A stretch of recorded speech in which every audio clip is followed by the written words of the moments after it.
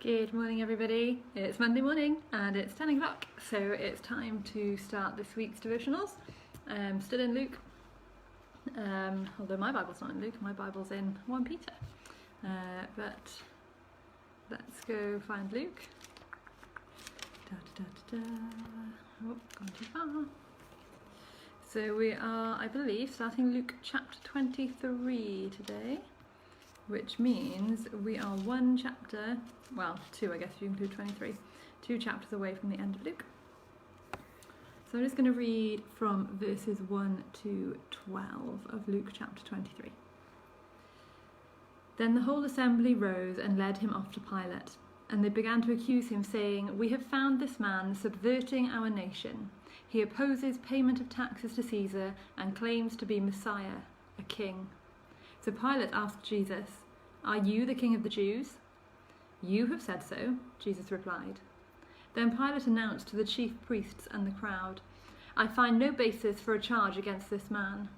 But they insisted, "He stirs up the people all over Judea by his teaching. He started in Galilee and has come all the way here." On hearing this, Pilate asked if the man was a Galilean.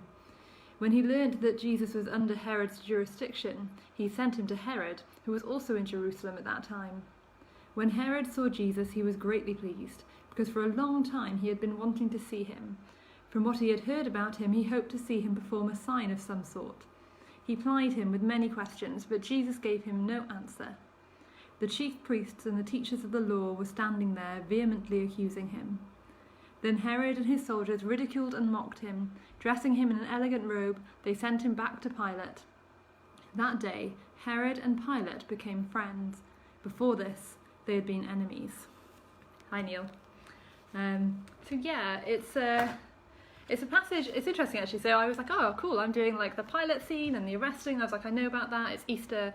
I know about Easter. It's a bit that we know. But the thing I hadn't noticed before is a bit that said that Herod had been looking forward to seeing Jesus. He'd been wanting to see Jesus, and that when he did see Jesus, what he wanted was to see Jesus do a miraculous sign.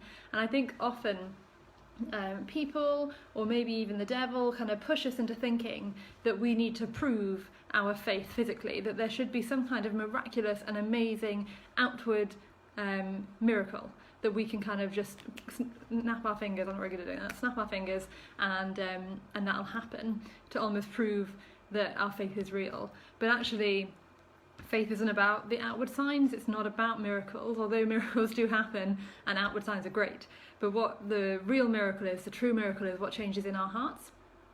And that's what we need to be concerned about. And we don't need to be pressured by the world, pressured by Satan, pressured by our friends and family, by, I don't know who it is who pressures you in your life. There's pressures from all angles out there.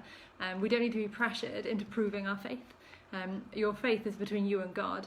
It's something that happened in your heart, something that changed inside you when you met Jesus. And yeah, outward signs and outward representations of that are really great, but ultimately it's just between you and him. And when it comes to the end, when it comes to heaven or hell and all of that kind of stuff, what will matter is your heart in tune with his heart. It won't matter whether you can do outward signs to please Herod or Pilate or the Jewish leaders or whoever. It will matter whether your heart is in tune with his heart. So make sure we get that right, and then we can work on the whole miracle stuff another time.